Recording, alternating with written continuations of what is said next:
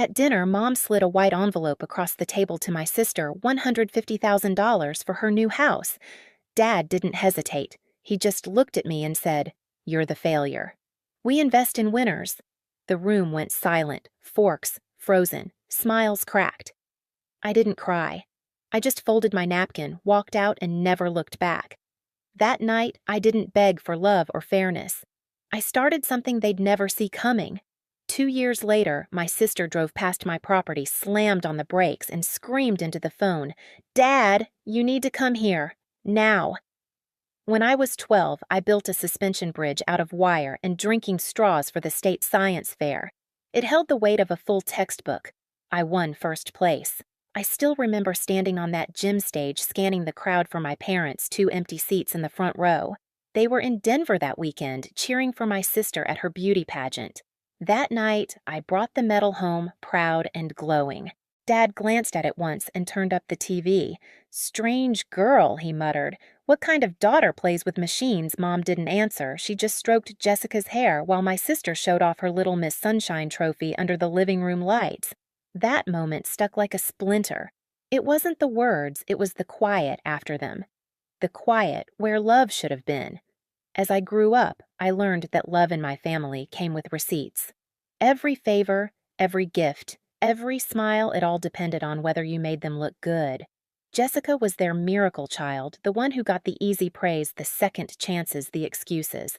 I was the backup plan, the strong one, the one who didn't need anything. I worked nights to pay for college. They paid Jessica's full tuition without blinking. I graduated with honors, found my first job as a structural engineer, and sent them photos of my projects: bridges, apartment buildings, steel frames cutting into the sky. The only reply I got from Dad was, "You still renting?" Every phone call became a report card on my stability: Jessica's promotion, Jessica's engagement, Jessica's new car. They didn't ask how I was, they just measured me against her shadow. Still, I kept hoping that one day they'd see me as more than a failed investment. That hope finally cracked the night of the dinner. When Dad said, "We invest in winners," something inside me shut off. I stopped chasing their approval. I stopped explaining myself. And I started learning the difference between silence that breaks you and silence that saves you. So I packed up, left Colorado Springs, and headed back to Denver. No calls, no tears. Just the road, the hum of the tires, and a promise to myself if they wouldn't see my worth, I'd build it brick by brick until the whole world could. Losing my family was one kind of silence. Losing my job was another. It happened on a gray March morning, the kind where even the air feels tired. The company had been struggling for months, but I kept convincing myself I was safe. I worked hard, hit deadlines, stayed late. But when the director read out the layoff list, my name sat right there in the middle, clean, final, unarguable. I walked out into the snow with the termination letter crushed in my hand. The cold hit harder than I expected. For a moment, I stood on the sidewalk staring at the traffic, wondering how many times in life you can rebuild from zero. That night, I sat in my apartment staring at the faint reflection of city lights on the window. The silence inside wasn't peaceful anymore. It was heavy, the kind that makes every sound echo too loud. I picked up my phone, opened the Bennett family group chat, and saw their latest photo, Jessica standing in front of her new house champagne. In hand, our parents beside her smiling like they'd just won the lottery. The caption read, "So proud of our youngest daughter." I stared at it for a long time before typing one last message. "Thank you for teaching me to stand on my own, even in the cruelest way possible." I hit send. Then I blocked their numbers, deleted the chat, and sat there while the screen went black. For the first time, there was no audience, no expectations, just me. The fear came first. What if I fail again? What if they were right? But underneath the fear, something small stirred. Freedom. The next morning, I woke up before dawn. I didn't have a job and I didn't have a plan, but I had a choice. I could either spend my days proving them wrong, or I could build a life that made their opinions irrelevant.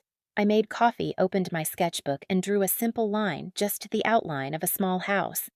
I didn't know it then, but that line would become the first step of everything that came after. The first few weeks after I lost my job blurred together coffee gone cold, rejection emails piling up, and a quiet that made the refrigerator hum sound like company. I applied everywhere from small construction firms to drafting studios, but the whole city felt frozen. Denver was still limping out of the recession, and no one was hiring. One afternoon, I found myself in a small cafe called Harlan's Corner. The place looked tired, dim lights, chipped furniture, and a smell of burnt espresso that lingered like regret. I sat at the back with my laptop half working, half wondering how much longer I could pretend I was fine. That's when the owner, a man in his 60s with silver hair and paint-stained hands, came over. "You're Wendy Bennett, right?" "The engineer?" I looked up startled. "Used to be," I said. He smiled. "Used to, I could use someone like you. The cafe's falling apart, and I've got about $1,000 left to fix it. Interested? $1,000. Not even enough to cover my rent." But something in his tone, earnest, trusting, made me nod. "Yeah, I'm interested."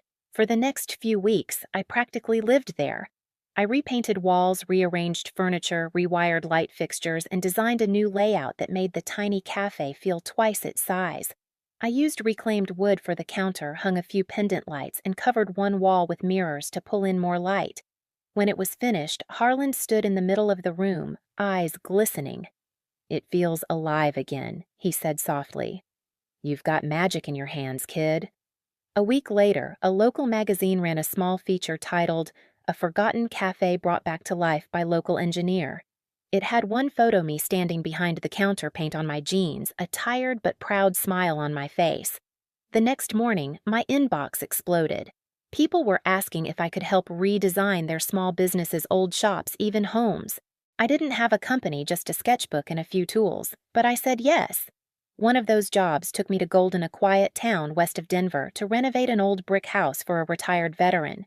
The moment I arrived, I met the man inspecting the foundation, a tall, broad-shouldered engineer named Ethan Walker. His sleeves were rolled-up arms, dusted with cement eyes, calm and gray like early winter. "You're the designer?" he asked. I nodded. "And you're the one making sure it doesn't collapse." He chuckled. "Then we'll get along fine." We did more than that. Ethan was steady, deliberate, patient, the kind of man who made silence feel safe. We worked side by side for weeks, measuring beams, debating layouts, sketching on scraps of paper. Sometimes we didn't talk for hours, just worked in quiet rhythm. One day, while I was crouched on the floor, redrawing a design, he handed me a water bottle. "You forget the world when you work," he said. I smiled without looking up. "That's the point." He hesitated, then said, "You look at a house like it has a soul." I laughed softly, but later that night, lying in bed, those words echoed in my head. When the project ended, Ethan invited me to dinner at a small restaurant near Sloan's Lake. Over warm bread and red wine, we talked not just about buildings, but about fear, failure, and the strange peace of starting over. I told him about losing my job, about walking away from my family. He didn't pity me. He just said, "You don't need their approval, Wendy. You already built something they can't touch." It was the first time in years someone saw me not the version my family dismissed, but the woman I'd fought to become. A few weeks later, he called out of nowhere. "I have a crazy idea," he said. "You ever thought about designing a home that generates its own energy? A sustainable model, small, simple, self-sufficient." I froze. That was the dream I'd buried long ago, the one Dad had called too risky. "Yeah," I said. "I have." "Then maybe it's time," he replied. We called it the Eco Home Project. Months later, we found a small plot of land in Oregon, 5 acres overlooking the ocean. The owner, George, was an older man with kind eyes and a quiet sadness. "I planned to build a home here once," he said, "but my wife passed before I could." When I told him our plan, he nodded slowly. "$75,000, he said. "I'm lowering the price. You two will make it something worth living in." Ethan covered the rest of the cost I couldn't afford. "No strings," he said, "just partnership." We set up a tent near the clearing where the pines whispered and the ocean wind carried the scent of salt and rain. Every morning we brewed coffee on a portable stove, then worked until our hands blistered. We cut grass-cleared stones and built the foundation by hand.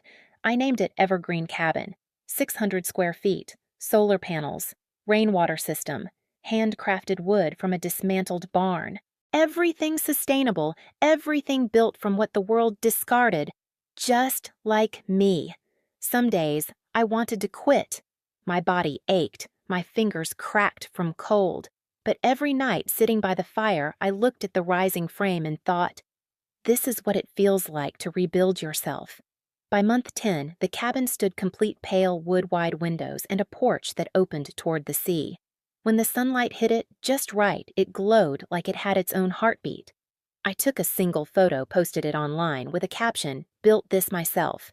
By morning, the post had gone viral. People wrote, "You made me believe again. You turned pain into something beautiful." For the first time, the world saw me the way I always hoped my parents would.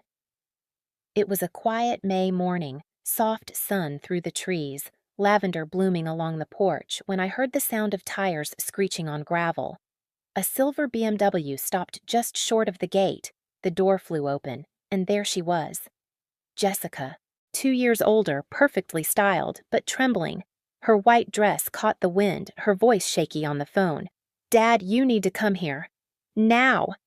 I stepped down from the porch, still holding my gardening gloves. "Jess, what's going on?" She froze when she saw me. "You live here." Her eyes swept across the cabin, the solar panels, the wildflowers, the forest behind me. "They said you lost everything, that you ran off." I smiled faintly. Guess they were wrong. For a moment, her confidence slipped. "You built this yourself with help," I said. "People who believed in the person your parents called a failure." She swallowed hard. "I didn't know." "I didn't." Her voice cracked. "After my divorce, I moved back home. They still pay for everything. Mom says, don't be reckless like your sister." And I listen. The wind picked up, brushing her hair across her face. She looked so small then, like the girl I used to protect from our parents' arguments. I didn't feel angry anymore, just sad. We were both raised in the same house, taught opposite lessons. I was told to survive without love. She was told to depend on it completely. She ran her fingers over the cabin wall. "You have everything," she whispered. "And I don't even know who I am anymore." I looked at her gently. "Then stop living for them, Jess. Start living for you." She gave a shaky laugh. Easier said than done. We stood in silence until she finally murmured, "They're on their way." When the SUV appeared minutes later, I already knew how it would play out. My father stepped out first, his face flushed, veins showing at his neck. Mom followed, trembling behind him. "Where did you get the money for this?" Dad demanded. "You expect me to believe you built all this alone?" I set down my gloves, wiped my hands on my jeans, and met his eyes. "From the day you called me a failure," I said evenly, "I started collecting something you could never take: my work, my grit, my peace." He blinked, confused. "Every insult you threw at me, every time you compared me to her, that was capital. And this," I gestured at the cabin behind me, "is what I built with it." Mom's voice trembled. "We only wanted what's best for you." I laughed softly, not cruelly. "No, you wanted what made you look best." Dad's jaw tightened. He stepped closer, scanning the walls like he was searching for a flaw. "You did this to humiliate us." "No," I said quietly. "I did it to survive you." The air grew thick. The only sound was the ocean in the distance. Ethan stepped out of the cabin, then calm as always, wiping his hands with a rag. He nodded politely to my parents before standing beside me, steady, wordless support. For the first time, I saw a flicker of something in my father's eyes, not anger, not pride, shame. "Did you do all this for revenge?" he asked finally. I shook my head. "Revenge would mean I still care what you think." "I don't." The wind rustled through the pines, carrying the lavender scent between us. Jessica stood off to the side, watching with tears in her eyes. Dad's shoulders dropped. His voice was hoarse when he said, "We were wrong." Mom began to cry quietly into her hands. I didn't move closer. I didn't need to. "I don't need to forgive you to be free," I said softly. "I already am." They left soon after. The SUV disappeared down the gravel road and the forest grew still again.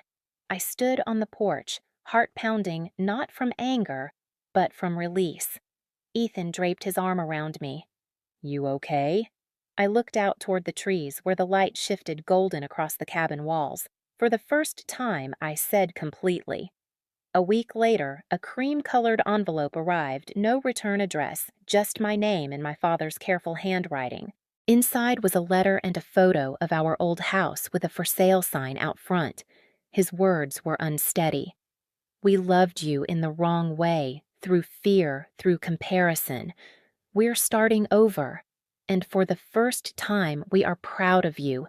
I didn't cry. I didn't write back. I just walked outside where the air smelled of pine and rain and planted a young tree near the porch, a new beginning rooted in peace. Ethan stepped beside me holding a small walnut box he'd carved from the first tree we cut for the cabin. Inside was a simple wooden ring. "Wendy Bennett," he said quietly. "Will you keep building with me?" I laughed through tears. "Only if we draw the blueprint together." That evening, as the sun slipped behind the forest, I wrote one final line in my journal. They gave her $150,000. They gave me silence. But silence became my foundation. The wind moved through the trees like a promise. Sometimes revenge isn't about making them pay. It's about letting them see you happy without needing their approval. My parents gave me silence, but that silence taught me everything about strength, boundaries, and peace. If you've ever been told you'll never make it, I hope my story reminds you that you can build a life from the ground up, one that no one can take away. Tell me in the comments, what would you have done in my place? And if this story hit home for you, hit subscribe, share it, and stay for the next one. You're not alone.